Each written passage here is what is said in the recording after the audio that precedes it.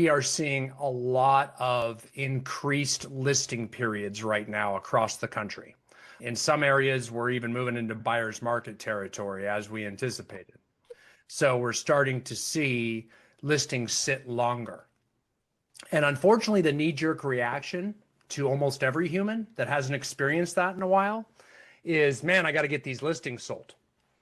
And that is not the mindset that we want in our clients, because you can't do anything to sell a listing.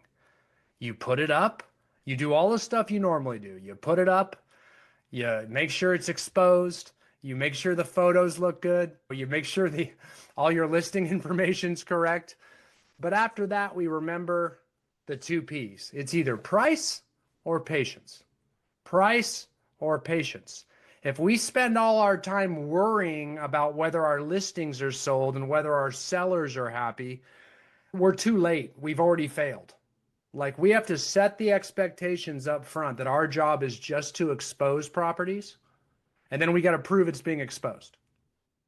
And the way we prove it's being exposed is by showing them online views. So we go on to Zillow, we go on to our multiple listing services, and we show both agent views, public views, and we do that weekly proactively. It's one of the reasons we have admin. If we're just using admin like a TC that's handling listing to contract and contract to close, we're missing out on the best part of the admin. They've got to be there showing marketing activity, because the only thing the agent's responsible for is exposure. If we get a lot of people to look at the property and they don't show it, that's the property's fault. We might have a price problem. Even condition of the property is controlled by price to some degree. You can always drop the price to cover the condition. Then there's times for patience. You have a unique property, a property that's only going to be available like a real high price property. There's only a certain amount of buyers. We got to be more patient. Or a certain type of property that's unique because of its attributes.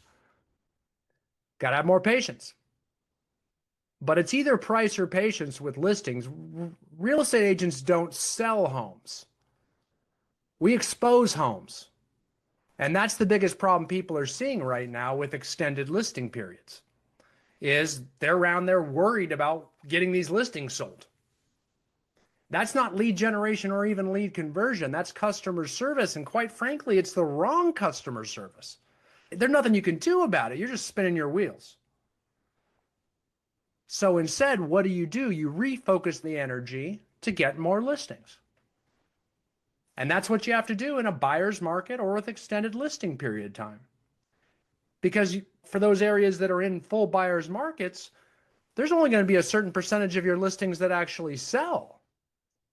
So rather than carrying 30 listings at once, you need to carry 60 listings at once to sell the same amount of homes.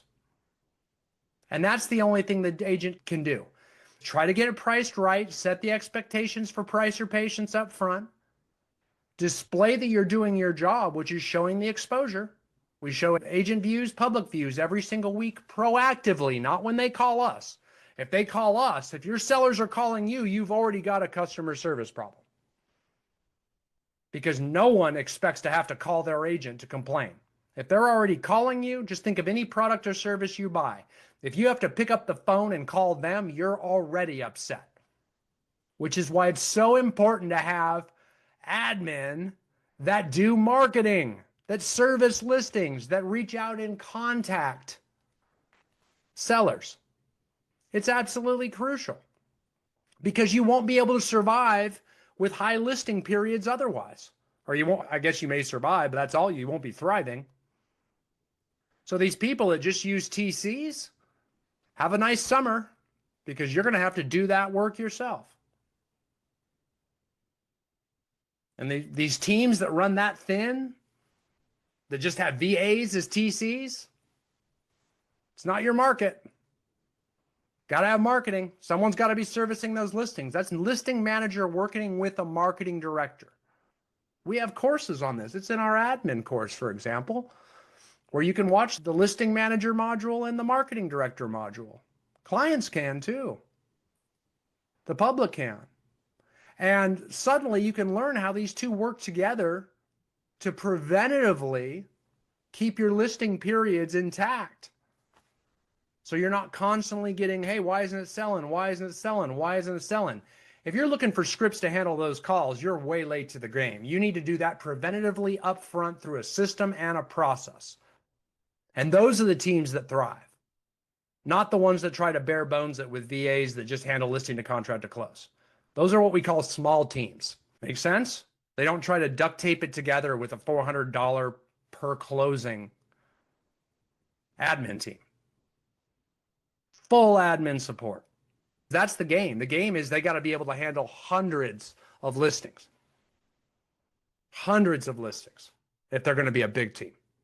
And they've got to be able to maintain them and provide customer service and be pumping it out. If your listings don't sell, you get more listings. And you've got to be able to handle more active listings. It's crucial. Okay? Absolutely crucial. Or your agents are going to have to do the work. And now the team or the brokerage is not providing the same level of value as others do. We have to get that mindset. We have to carry more listings now. Lots more. In some places in the country, 10 times more than we're used to. It's not abnormal for a team of 10 agents to carry 300 listings in a buyer's market. And I know we haven't seen one of these since 2007 and 8, when you had to carry hundreds and only, 30% of them would sell. All we can do is expose it. Remember that. Price or patience, that's all that we can control. So that's done up front in the listing appointment. And it's done by proving exposure throughout the listing period and trying to get reductions. Outside of that, that's all we can do. Mess with the price, show the exposure. So learn to go on different portals like Zillow, Realtor.com, Homes.com, and pull your views to show them, hey, I'm doing it. Wonder why these thousands of people haven't seen it and they're not coming. Why aren't they coming? What do you think that is? Price or patience? We either got to have more patience because it's a unique property or it's a price problem. Every single time. So we have to be able to demonstrate we're doing our part because that's what we do. There's a lot of denial out there what's happening in the market. We anticipated it. It's coming. Now it's happening. So we have to be able to show our work so they stop blaming you. And more importantly, so they can refocus on the real problem. Because if they start chasing markets down, they start not moving when they want to and things like that because they get hung up on price. They start trying other agents that then get them to reduce the price because you're arguing with your client over what the home's worth. We cannot be doing that kind of stuff. We got to work for the client, so we have to prove it. We have to show, not tell. Absolutely crucial for your admin systems to be out there running your marketing. MLS, every MLS system shows agent views, public views, all of that.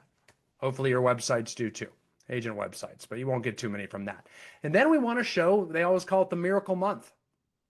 That first month, you will get the most views when it first hits the market. And you need to tell them that in the listing presentation. And you're going to start to see if we don't have an offer in those first 30 days, you're going to start to see those listing counts drop in my emails each week. Great time to send those emails with all those listing counts?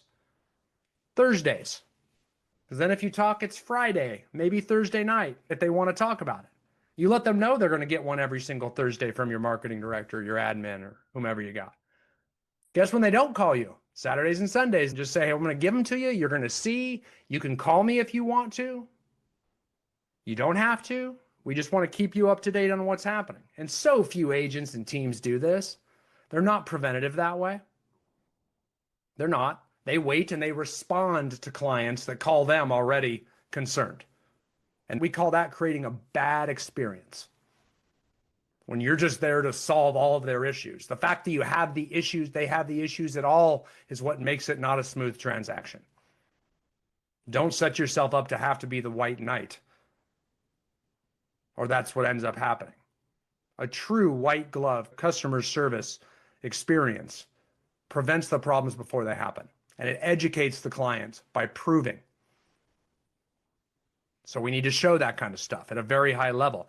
And then guess what? When they start seeing those views drop at the end of the miracle month, they're going to actually call you for a reduction because now they know, oh boy, we're getting less exposure, less people coming, less showings. Because we know one thing, if we got it exposed and we're getting thousands of views and no one's showing the property, we're probably 10 to 15% too high on our price. If we're getting a few showings or getting some showings, but no offers or no real serious brokers calling asking about it, in addition to the showings, maybe 5-10% too high. Now, if we're getting a lot of showings and a lot of brokers are sniffing and calling and talking about offers and asking if there's other offers, then we're probably 0 to 5% too high.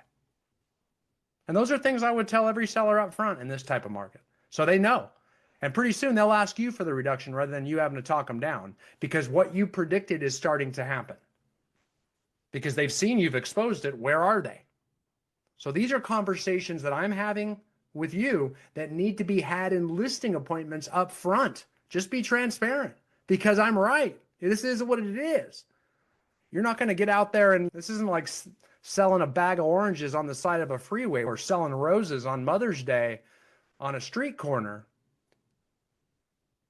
We set a hook, we bait it, we put it out there, and if it looks good, they'll come. If not, we don't get a spear and start throwing it at fish.